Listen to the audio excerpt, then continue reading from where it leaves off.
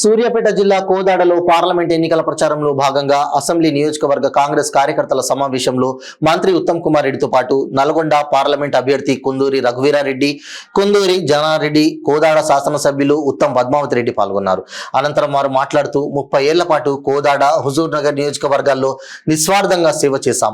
Nalgonda parliament స్థానానికి భారతదేశంలోని అత్యధిక మెజార్టీ తెస్తామని అన్నారు.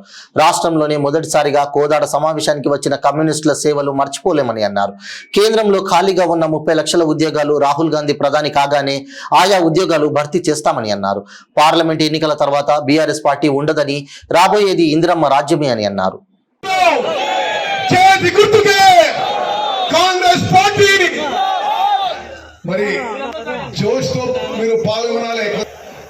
రాష్ట్రంలోనే కోదాడు నియోజకవర్గంలో పెద్ద మెజార్టీ రావాలి.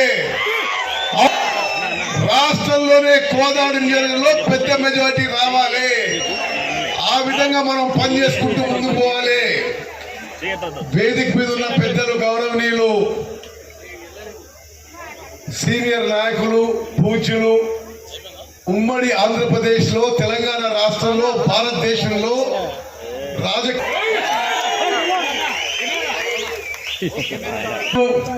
సిపిఐ పార్టీ తరఫున వచ్చిన సోదరులందరికీ పేరు పేరున, గన్నా చంద్రశేఖర్ గారు అందరికీ పేరు పేరున, ఏమనుకోకండి అందరి పేరు చెప్పకుంటే. మరి అదేవిధంగా సిపిఎం పార్టీ పక్షాన వచ్చేసిన వెంకటరెడ్డి గారు పేరు పేరున మీ అందరికి కూడా, ఎన్ఎన్ బాబు గారు, Nagarjuna Sagar MLA young and dynamic JV Reddy గారు, జేవీ నిలబడి నమస్కారం పెట్టు, కొత్తగా ఎమ్మెల్యే. మరి అదే విధంగా తమ్ముళ్ళు, అక్కలు, చెల్లెలు మీ అందరికీ నమస్కారం. ఎంపీ ఉన్నా పార్లమెంట్ లో, బయట మోదీ గారు బీజేపీ కేంద్ర ప్రభుత్వం చూసిన అన్ని మోసం, దగా, దేశాన్ని ఎట్లా విభజించాలి, ఎట్లా రాజకీయ పొందాలనే ఉద్దేశం తప్పితే మరొకటి లేదు. వాళ్ళ 10 ఏళ్లలో తెలంగాణకి ఏమైనా చేసిండ్రా అంటే మైక్రోస్కోప్ పెట్టి మనం తోలన్నా దొరకదు. తెలంగాణ రాష్ట్రానికి ఏమీ చేయని బీజేపీ ఓట్లు అడిగే అర్హత లేదు అని చెప్పి నేను మనం చేస్తున్నా. బీజేపీ వాళ్ళకి బహిరంగంగా సమావేశిస్తున్నా. నరేంద్ర మోదీ ప్రధానమంత్రిగా కేంద్రంలో ఉన్న బీజేపీ ప్రభుత్వం తెలంగాణ రాష్ట్రానికి 10 ఏళ్లు ఏమీ చేయనందుకు ముందు మీరు క్షమాపణ చెప్పాలి. ఆంధ్రప్రదేశ్ రీఆర్గనైజేషన్ యాక్ట్ చట్టంలో, ఏపీ రీఆర్గనైజేషన్ యాక్ట్ 2014లో తెలంగాణ రాష్ట్రం ఏర్పడినప్పుడు తెలంగాణ రాష్ట్రానికి కొన్ని శాంక్షన్స్, కొన్ని విషయాల్లో ఆనాడు సోనియా గాంధీ గారి ప్రమేయంతో చట్టంలో పెట్టారు. ఏమని? కాజీపేటలో రైల్వే కోచ్ ఫ్యాక్టరీ పెట్టాలని పెట్టలే. బయ్యారంలో స్టీల్ ఫ్యాక్టరీ పెట్టాలని బీజేపీ పెట్టలే. రామగుండంలో 4000 మెగావాట్ల పవర్ ప్లాంట్ పెట్టాలంటే ఈ దరిద్రపు బీజేపీ, బీఆర్ఎస్ కలిసి 10 ఏళ్లలో 1600 మెగావాట్కి వచ్చిందని. అదేవిధంగా 2 రాష్ట్రాల్లో కేంద్ర ప్రభుత్వ నిధులతో ఒక కేంద్ర గిరిజన విశ్వవిద్యాలయం పెట్టాలని చట్టాలు ఆంధ్రాలో పెట్టింది, కానీ తెలంగాణలో పెట్టలే. శంకర్, నాకు తెలుసా ఇది? ఆంధ్రాలో పెట్టిండ్రు, తెలంగాణలో బీజేపీ కేంద్ర గిరిజన విశ్వవిద్యాలయం ఇప్పుడు జస్ట్ ఇనాగరేట్ గారు అదేదో పనులు మొదలు పెట్టినట్టుగా మొక్కుబడి చేసిండు. ఆంధ్రాలో 100 కోట్లు ఖర్చు పెట్టి ఆల్రెడీ చేసిండు. హైదరాబాద్ రంగారెడ్డిలో ఐటీఐఆర్ అంటే ఇన్ఫర్మేషన్ టెక్నాలజీ ఇన్వెస్ట్మెంట్ రీజియన్ 2.5 లక్షల కోట్ల పెట్టుబడితో 50 లక్షల ఉద్యోగాలు వచ్చే విధంగా మన కాంగ్రెస్ ప్రభుత్వం కేంద్రంలో ఉన్నప్పుడు మంజూరు చేస్తే ఈ దరిద్రపు బీజేపీ ప్రభుత్వం వచ్చిన తర్వాత రద్దు చేసిండ్రు, క్యాన్సిల్ చేసిండ్రు. తెలంగాణ రాష్ట్రానికి బీజేపీ 10 ఏళ్ల పాటు ఏమీ చేయలేదు. తెలంగాణ ఏం చేయలే, దేశానికి ఏం చేయలే. పార్లమెంట్ లో, బయట బీజేపీ నరేంద్ర మోదీ గారు ప్రకటించారు రైతుల ఆదాయం రెట్టింపు చేస్తా అని. ఇది వీళ్ళ స్లోగన్ ఉండే, డబ్లింగ్ ఆఫ్ ఫార్మర్స్ ఇన్కమ్. రైతుల ఆదాయం రెండింతలు చేస్తా అని వాళ్ళ స్లోగన్. 2015లో అన్నారు, 2016లో అన్నారు, 2017లో అన్నారు. ఏమన్నారు? 2022 లోపల మేము తీసుకున్న చర్యల మేరకు రైతుల ఆదాయం డబుల్ అవుతుంది, రెట్టింపు అవుతుంది. రెట్టింపు కాకపోగా రైతుల ఆదాయం తగ్గిపోయింది. అదేవిధంగా ఎంఎస్పి శాంటిటీ చట్టం తీసుకొస్తానని బీజేపీ హామీ ఇచ్చిండ్రు. ఢిల్లీ చుట్టూ రైతులు ధర్నా చేస్తే కేంద్రంలో బీజేపీ ప్రభుత్వం మేము కనీస మద్దతు ధరకి చట్టబద్ధ తీసుకొస్తామని హామీ ఇచ్చి దాన్ని విస్మరించిండ్రు. సంవత్సరానికి 2 కోట్ల కొత్త ఉద్యోగాలు ఇస్తున్నారు. కొత్త ఉద్యోగాల సంగతి దేవుడెరుగు, ఉన్న ఉద్యోగాలే తగ్గిపోయినాయి. ఈ రోజు కేంద్ర ప్రభుత్వంలో 30 లక్షల ఉద్యోగాలు ఖాళీ ఉన్నాయి. మన కాబోయే ప్రధానమంత్రి రాహుల్ గాంధీ గారు మొన్ననే మాటిచ్చిండ్రు, కేంద్రంలో ఇండియా కూటమి అధికారంలో రాబోతుంది, రాహుల్ గాంధీ గారు ప్రధానమంత్రి కాబోతున్నారు. ఈ ఖాళీ ఉన్న 30 లక్షల ఉద్యోగాలు భర్తీ చేస్తామని చెప్పి నేను మనవి చేస్తున్నాను. రాహుల్ గాంధీ గారు స్పష్టమైన హామీ ఇచ్చింది. మిత్రులారా, బీజేపీ దేశానికి తెలంగాణకి ఏమీ చేయకపోగా దేశంలో ప్రజాస్వామ్యానికి ప్రమాదం కలిగించే పరిస్థితి తీసుకొచ్చింది. పార్లమెంటు నామమాత్రంగా మిగిలిపోయింది. జ్యుడిషియరీని ఒత్తిడి తీసుకొచ్చే ప్రయత్నం చేస్తున్నారు. మీడియాని పూర్తిగా వాళ్ళ చేతుల్లో తీసుకున్నారు. అన్ని ప్రజాస్వామ్యం, అన్ని స్తంభాలకి ఈ బీజేపీ వల్ల ప్రమాదం జరుగుతుంది.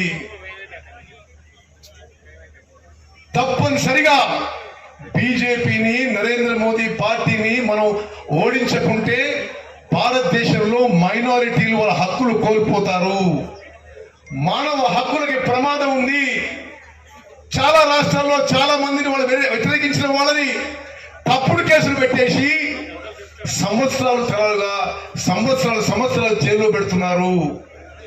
మరి ప్రతిపక్షానికి చెందిన ముఖ్యమంత్రులనే తప్పుడు కేసులు పెట్టి జైలుకు పంపిస్తున్నారు. మరి ఇటువంటి ప్రజాస్వామ్యానికి ప్రమాదం కల్పించే బీజేపీని ఓడించడం ప్రతి పౌరుడు తెలంగాణలో ఈ విషయంలో ఆలోచన చేయాలని చెప్పి మీకు విజ్ఞప్తి చేస్తున్నా. అందరూ పరోక్షంగా చాలా మంది నన్ను అభిమానించి ఆదరించి 45 సంవత్సరాల సుదీర్ఘంగా నా రాజకీయానికి తోడు నీడై ఉన్నటువంటి నల్లగొండ ప్రజలకు నా హృదయపూర్వక ధన్యవాదాలు ఒక్కసారి చెప్పటమే కాదు, అదేవిధంగా సుమారు 46 సంవత్సరాల క్రితమే కమ్యూనిస్టు సోదరులు నా గెలుపు కొరకు 46 సంవత్సరాల క్రితమే మొదలుపెట్టినారు కృషి చేయటానికి. అనేక రకాల అనుబంధం వారందరితో ఉంది.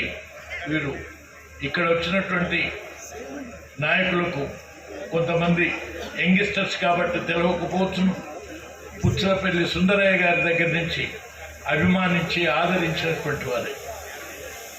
అందుకు ఈరోజు కాంగ్రెస్ పార్టీని గెలిపించటానికి అంటే ఆ పార్టీగా వారి మాటల్లో మీకు చెప్తున్నారు, ప్రజాస్వామ్య పరిరక్షణకు, నియంతృత్వ పోకడలను ఎదిరించడానికి ఈ దేశంలో లౌకిక మద్దతుని ఇవ్వవలసిందిగా నేను కమ్యూనిస్ట్ పార్టీ పెద్దలందరికీ వేదిక నుండి విజ్ఞప్తి చేస్తున్నాను.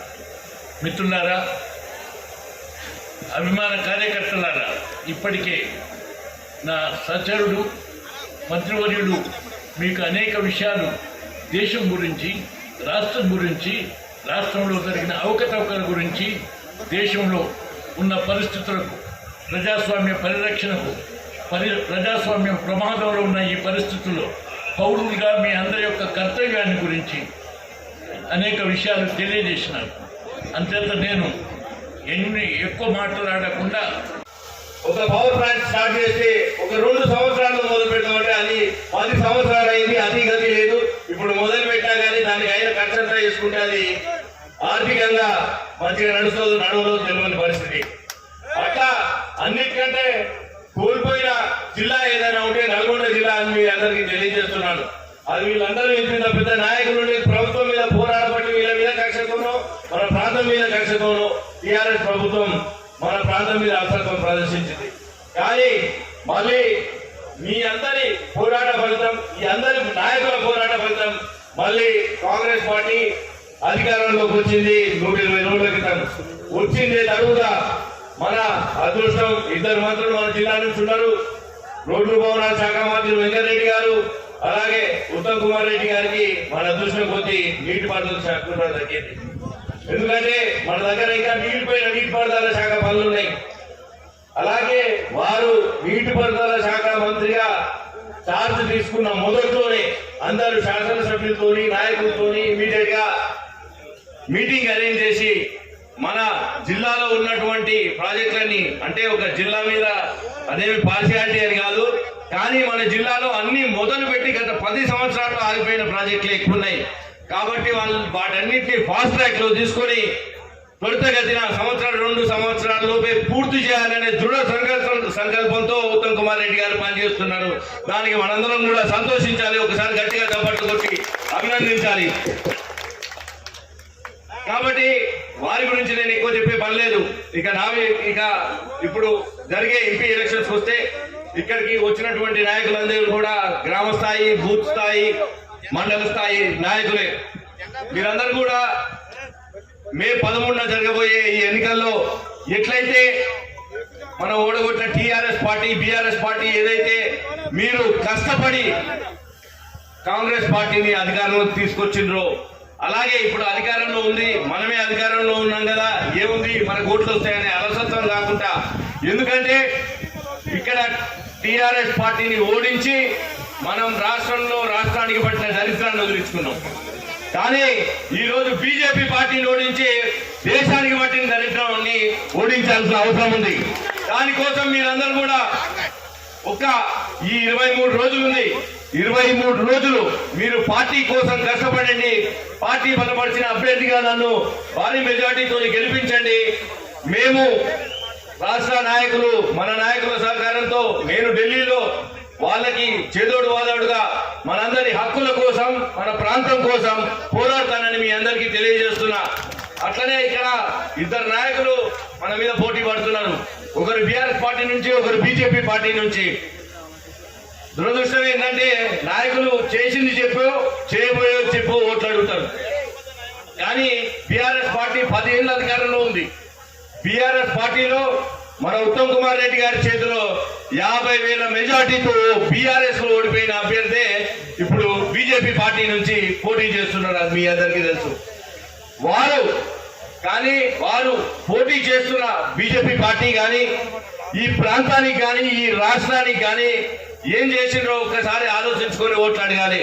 ఇందాక ఉత్తమ్ కుమార్ రెడ్డి గారు గుర్తు చేసిండ్రు, బీజేపీ పార్టీ 10 సంవత్సరాలు అధికారంలో ఉంటే వాళ్ళు కొత్తగా మన ప్రాంతానికి ఏది చేయకపోగా ఈ రాష్ట్రం విడిపోయినప్పుడు తెలంగాణ బిల్లులో పెట్టినటువంటి ఏ ఒక్క హామీని కూడా నెరవేర్చలేదు. IITIR ప్రాజెక్ట్ నుంచి మొదలు పెడితే, బయ్యారం ఉక్కు ఫ్యాక్టరీ దగ్గర నుంచి మొదలు పెడితే మనకు ఏ ఒక్క జాతీయ హోదా కూడా ఏ ఒక్క ప్రాజెక్ట్ ఇయ్యలేదు. ఇలా ఏ ఒక్క హామీ నెరవేర్చకపోగా కొత్త పనులు కూడా చేయలేదు. దానికోసం బీజేపీకి ఓటేయాలా? ఇంకో వైపున బీఆర్ఎస్ పార్టీ దాన్ని వాళ్ళ పరిపాలన 10 సంవత్సరాలు మీరు చూసే అలిసిపోయి మన జిల్లాలో ఒక్కొక్క అభ్యర్థిని 50,000 పైచిలకు మెజార్టీతో గెలిపించిండ్రు. మీరందరి కృషి వల్ల ప్రజలు గెలిపించిండ్రు. ఏ పని చేయలేదని ఒక 120 రోజుల క్రితమే ఓడిపోయినటువంటి బీఆర్ఎస్ పార్టీకి ఓటేయాలా? కాబట్టి వీళ్ళు చేసేది లేదు, చెప్పింది లేదు.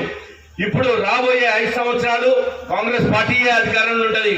మన నాయకులు ఇక్కడ ఉన్నటువంటి మంత్రివర్యులు ఉత్తమ్ కుమార్ రెడ్డి గారే, వెంకటరెడ్డి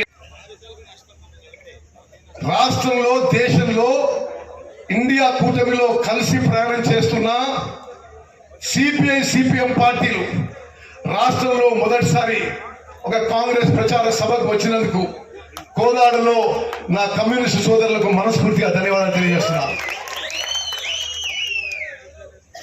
ఈ ప్రాంతంలో సిపిఐ, సిపిఎం మిత్రులకు తెలుసు, ఉత్తమ్ కుమార్ రెడ్డి అధికారంలో ఉన్న, ప్రతిపక్షం ఉన్నా ఎప్పుడు మీతో సత్సంబంధాలు మెయింటైన్ చేసినాము. మీరు అడిగిన విషయాల్లో న్యాయం చేసినాము. మీ గ్రామాలకి అభివృద్ధి చేసినాము. తప్పనిసరిగా పార్లమెంట్ ఎన్నికల్లో మీ మద్దతుకి మీ ధన్యవాదాలు తెలియజేస్తున్నాం. మీరు చెప్పిన విషయాల్లో కూడా తప్పనిసరిగా నేను ఎంపీగా రఘువీరారెడ్డి, ఎమ్మెల్యేగా పద్మావతి గారు, కమ్యూనిస్టులు మీరు చెప్పిన విషయాల్లో కూడా మేము తగిన ప్రాధాన్యత ఇస్తామని చెప్పి సభాముఖంగానే మనం చేస్తున్నా. విలేకరు మిత్రులారా, మీ ద్వారా రాష్ట్ర వ్యాప్తంగానే ఒక సందేశం ఇవ్వదలుచుకున్నా. సిపిఐ సిపిఎం పార్టీలతో సహా టిఆర్ఎస్ బీజేపీ తప్పితే రాష్ట్రంలో అన్ని పార్టీలు, అన్ని ప్రజా సంఘాలు, అన్ని రైతు సంఘాలు, అన్ని మహిళా సంఘాలు, అన్ని విద్యార్థి సంఘాలు, ప్రజాస్వామ్యం కోరుకునే ప్రతి ఒక్కరూ కాంగ్రెస్ పార్టీకి మద్దతు పలకాలే. ఫ్యాసిస్ట్ బీజేపీని ఓడించాలి, నరేంద్ర మోదీని ఇంటికి పంపించాలి. భారతదేశాన్ని మతపరంగా విభజించి పాలిస్తున్న బీజేపీ హిందూ ముస్లింగా విభజించి రాజకీయ లబ్ధి పొందే ప్రయత్నం చేస్తున్న బీజేపీని చిత్తుగా ఓడించాలని చెప్పి కమ్యూనిస్ట్ పార్టీతో సహా ప్రజా సంఘాలు కూడా అన్ని కాంగ్రెస్ పార్టీ వెంబడి రావాలని చెప్పి మీకు సవినయంగా విజ్ఞప్తి చేస్తున్నా. ఈరోజు భారతదేశంలో ప్రజాస్వామ్యం ప్రమాదంలో ఉంది. ఓ పార్లమెంట్ సభ్యునిగా బాధ్యతతో చెప్తున్నా, మళ్ళోసారి కేంద్రంలో నరేంద్ర మోదీ బీజేపీ వస్తే భారతదేశంలో రాజ్యాంగం ప్రమాదంలో ఉంటుంది, ప్రజాస్వామ్యం ప్రమాదంలో ఉంటుంది, మైనారిటీ హక్కులు ప్రమాదంలో ఉంటాయని చెప్పి నేను మనం చేస్తున్నా. ఏ దేశంలో అయితే మనం పుట్టి పెరిగి స్వేచ్ఛతో స్వాతంత్రంతో పూర్తి ప్రజాస్వామ్య దేశంలో పెరిగినామో ఆ విధంగా కాకుండా పోతుంది. మనందరం కాంగ్రెస్ వాదులమే కాదు, భారతదేశంలో ప్రజాస్వామ్యం కావాలనుకున్న ప్రతి పౌరుడు బీజేపీని, నరేంద్ర మోదీని చిత్తుగా ఓడించాలని చెప్పి విజ్ఞప్తి చేస్తున్నాం.